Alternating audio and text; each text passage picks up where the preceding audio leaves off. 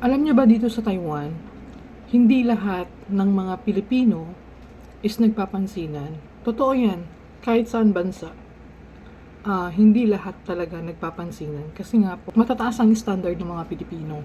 And kinakahiya nila yung mga ibang Pilipino siguro, lalo na sa trabaho ko, na caretaker, na may daladalang matanda. Kaya minsan, hindi naman siguro lahat, pero minsan, karamihan ang mga Pilipino dito is nagkakasalubong lang. Lalo na pag ang trabaho mo is alam nila na caretaker ka, tapos factory yung isa, hindi kayo yan mag-uusap.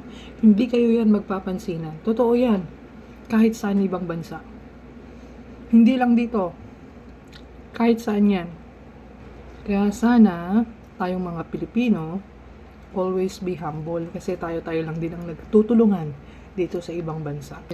Kapag nakipagkaibigan ka sa mga Pilipino, is kapwa mo Pilipino ang magpapahamak sa'yo.